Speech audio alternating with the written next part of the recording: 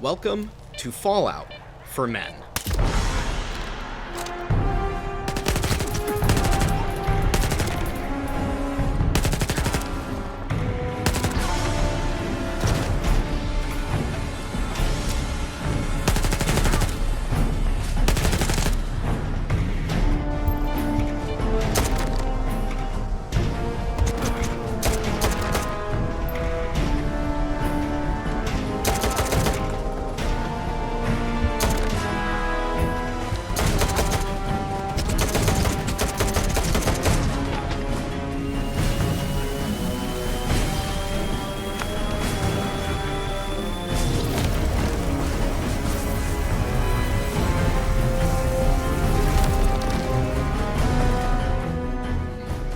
Stalker 2 launched just a few days ago on Xbox and PC, and it has overtaken my gaming life. I have about 15 hours, almost 16 hours logged into Stalker in the past couple of days, and wow, there is a lot of game here. Actually, before this video, I was at a pretty decent part of the game, thinking that I was perhaps at the climax of the main story, but I ran into a mission list online on accident while looking up some information for this video, and I found out I'm only like 35% through the main story. So, yeah, it's a big game. GSC Game World has created an awesome game, and Microsoft have definitely made a good deal getting exclusivity for Game Pass as well as the console. I do not believe in the console wars, by the way. If you are on PlayStation, I'm really sorry. Everyone should be able to play every game, period. It really is a travesty, but hopefully if it does come out on PlayStation, you guys will get to experience this game because it is amazing. Now let me get something out of the way before I even start the video. I am aware the game runs horribly. It is a very poorly optimized game. There are people who do not understand an absolute thing about optimization or hardware out there, telling you to just buy a NASA computer or 3080s or 3070s are just not good enough. Don't listen to those people. They're dumb. They don't know what they're talking about. There's a reason why optimization exists. I get that the game has a lot of performance issues, but for the first time on this channel and the first time where I talk about a game, I'm going to excuse it. If you don't know, I'm not going to try to get demonetized by saying too much, but the developers are making this game in an active war zone right now. So I think they have some excuses on having the game poorly optimized. I'm not going to go after the developers for the game having bad optimization, but I am going to inform my audience. Playing the game at maximum settings is your goal and you don't have a absolute NASA computer, I wouldn't recommend picking it up right now, but if you have Game Pass, it's definitely a good purchase, or I mean, it comes with your Game Pass, so it's definitely a good purchase in general to pick up Game Pass, so it's definitely up to you on what you do when it comes to purchasing this game or waiting for a few patches. I'm not going to judge anyone. Now let's get back to the game, because this game is chock full of content. As a first-time Stalker player, I am genuinely just taken back by how much time and effort has been put into this game, and just how lost I'm getting in the environment. Positives of this game definitely outweigh the negatives so far. I have to say, on the negative end, the only thing I've ran into is performance hitches, as well as one area when you're in a swamp, and it is absolutely horrid to navigate that area.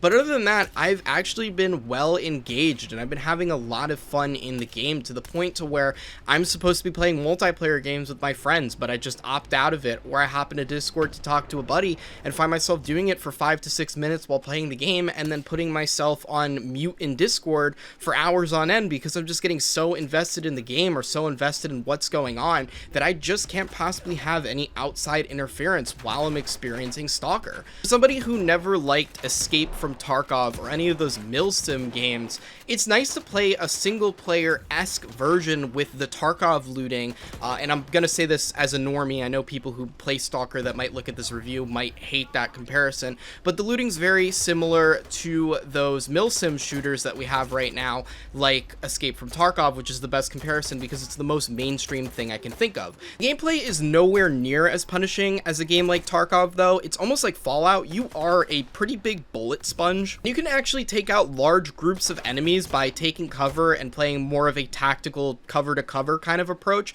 but you can kind of become a one-man army if you have enough med kits and you play your gunfights right and you have have plenty of resources. Now that I've brought up resources, let's talk about looting. Let's talk about the game in general. Looting in this game, as a Bethesda head who played way too much Fallout New Vegas, it was pretty quickly into the game, or actually I wouldn't say quickly, I'd say about 8-9 hours into the game, I noticed it probably wasn't the best idea to pick up everything that wasn't bolted to the ground.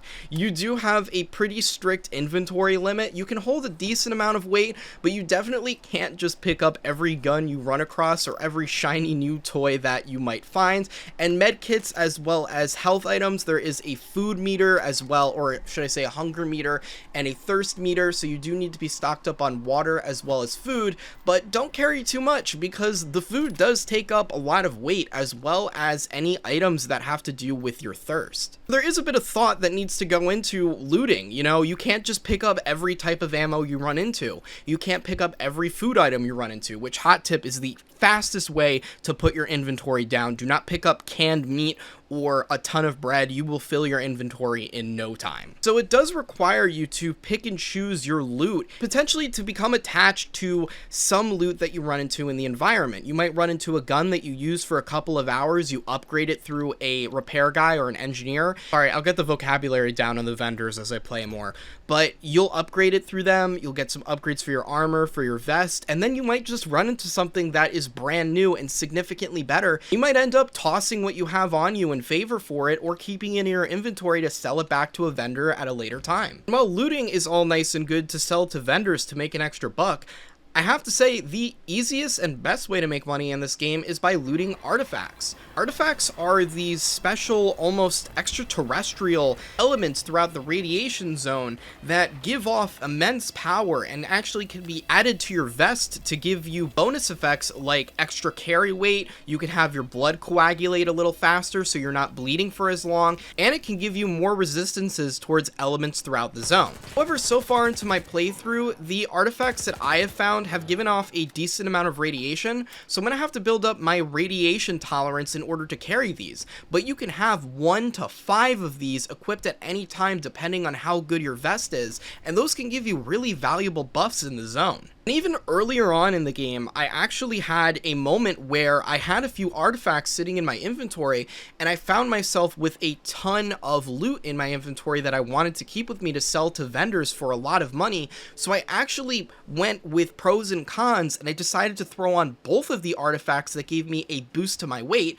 which gave me a boost in my sprint speed and also made it so I wasn't as over encumbered. And I was taking radiation damage, but I had a decent amount of anti-rads in my inventory to offset the effects of it. As a consequence, I probably used 70% of the radiation medicine that I had looted up to that point in the game, which was a solid 10 or 11 hours into the game. Now, I'm not going to spoil the story too much, but talking about choices, this game is all about choices. It's all about freedom as well. You are free to explore and loot the zone, find hidden caches, do a ton of side quests, side with different factions, kill different factions if you wish, turn on factions, be a double agent. You can really do a lot in the story, and I'm not going to go and ruin anything for you guys. I'm still trying to figure out the story myself. There's a lot of factions, there's a lot of things going on, and it could take me 1 or 2 extra playthroughs to really fully understand everything going on in the zone, which is why the replay value of this game is extremely high. Not only is the game very long, but as you're going through the game, you are presented with so many different choices, with so many different possible outcomes, that there's no way that you're not curious on the other outcome, that you wouldn't play the game again, maybe at a later date when the game potentially has better performance, and go back and play the game with perhaps an elevated appreciation for it and understanding of the actual elements of the game, and maybe you'll build up a nicer inventory earlier on and you'll just have a better time or a better early game experience. I did look up that there's only 4 endings to the game, but for a game that potentially takes 100 hours to beat, that's a lot of content. And to top it all off, you might miss side quests, you might miss caches, you might miss weapons. There's really a lot going for this game in the content area, and I really wanted to praise it for that. Whether you're going in loud, you're trying to snipe, you're going stealth with a pistol, or you're trying to hunt down artifacts throughout the zone, I really do think that this is a gem of a game that should be appreciated, especially at a time in the games industry where we're just not getting great games. We're getting a ton of half-assed launches, and we're getting a bunch of garbage games, but I don't feel that about Stalker.